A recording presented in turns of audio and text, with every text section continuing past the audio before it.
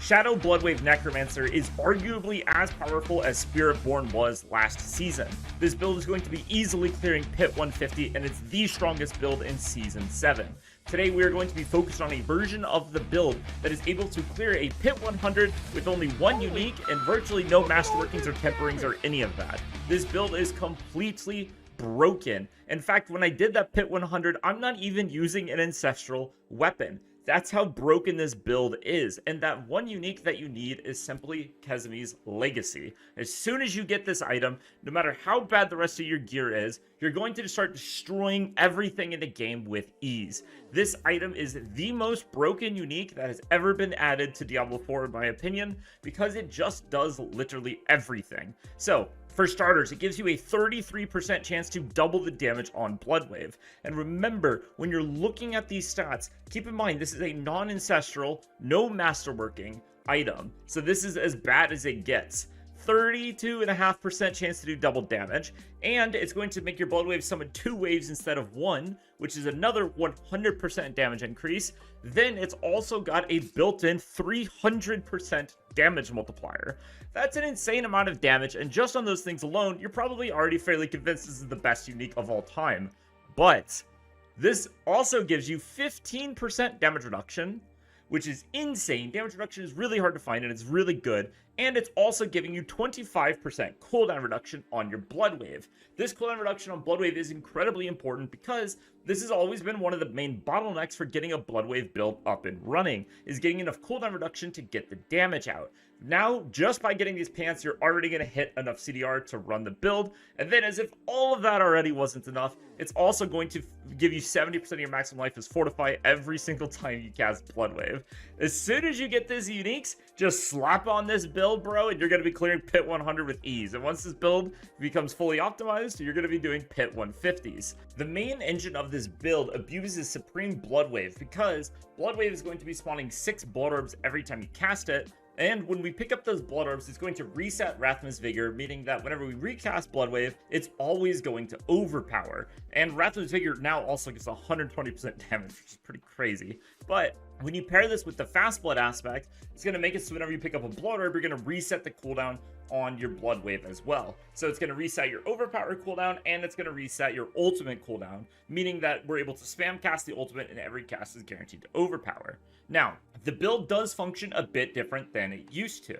With the new title aspect, which is now, by the way, a 960% damage multiplier, okay? Because it's going to make you spawn 2 Blood Waves, and each Blood Wave does 480% more damage. Okay, but anyway, with the new title aspect, you can only cast 1 Blood Wave at a time, and you can't recast it until the old one finishes. So you basically have that whole window of time to reset the cooldown on Rathma's Vigor and reset the cooldown on Blood Wave, and as long as you cast it again before that period ends, you don't lose any damage, right? So this build is very easy to get online now because it doesn't have a strict cooldown requirement anymore. So, you know, you can start to see how this build is so good when you look at the multiplier on this, plus the multiplier on the pants, plus the fact that Rathma's Vigor now has a whopping, 120% damage multi.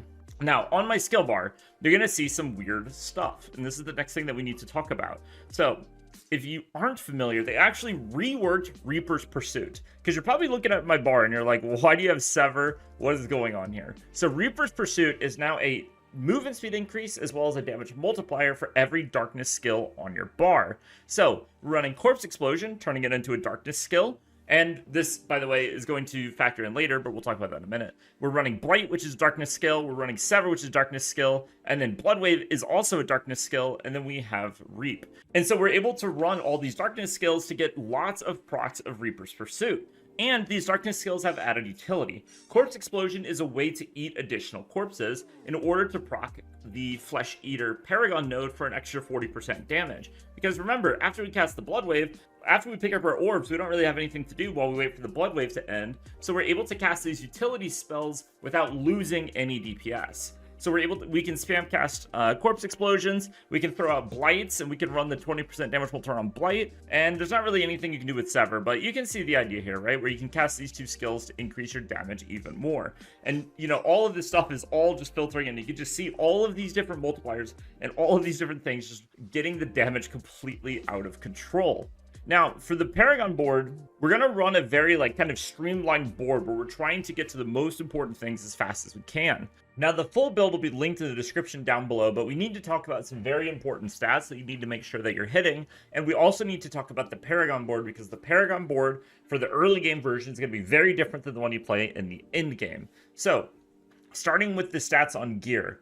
On your helmet, I love getting resistance to all elements in the early game. You can get this on helmet, chest, or necklace. It's really good on all of those slots, and it helps you cap your resistances so easily. Because, remember, as you're going up in world tiers, your resistances and your armor are going to keep going down. So any extra rolls that you can get of resistances or armor are huge. This build has infinite damage as soon as you get the pants, and it has very, very, very good survivability, but capping your resistances and your armor is just going to make your life that much easier. So it's very important to try to get armor rolls, resistance nodes on as many pieces of your gear as possible to make sure they're capped. Once you have those two rolls, and this is going to go for every piece of gear, we're going to start with the general stuff that you need to know. So once you get those things capped, the most important secondary thing is health. Health is going to give you more survivability and more damage, because remember, overpowered damage scales with maximum life.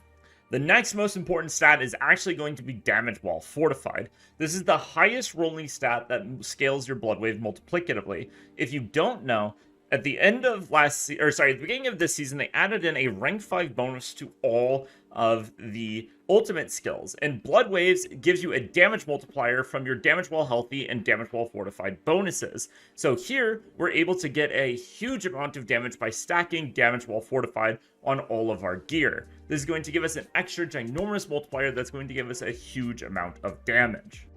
Now, in that vein of stacking damage while healthy, on our first board, we're going to be picking up Imbiber because this gives you a ton of damage while healthy. So it's a really important node to pick up.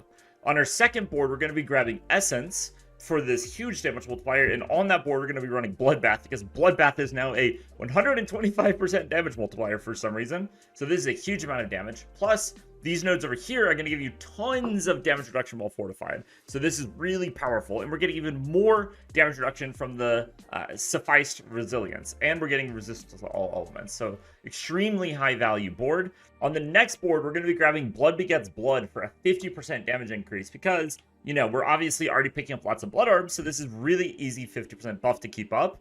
And this board also has a ton of extra maximum life for a lot more survivability. And then finally, for the glyph on this board, we're going to be throwing in Dominate for the huge amount of extra damage. Now, once you kind of fill this in, you can start to transition to the full endgame version of the build, and for the Paragon board specifically, but that board is kind of designed so that when you're leveling, you can get the most important stuff as fast as possible. Now, keep in mind, respecking Paragon is now free, so you don't have to fret about respecking. And once you kind of get deeper into the end game, you can start to put on all the Ubers and stuff, and I'll make a video about that once we kind of get there to break down how to play the ultimate end-game version of the build. But yeah, that's going to do it for today's video, guys. Most broken Necro build in the history of the game. Hope you enjoyed the video. We'll see if this ends up getting nerfed or not, but for now, yeah, get that aspect, one-shot everything, and, the absolute state of Necromancer, bro.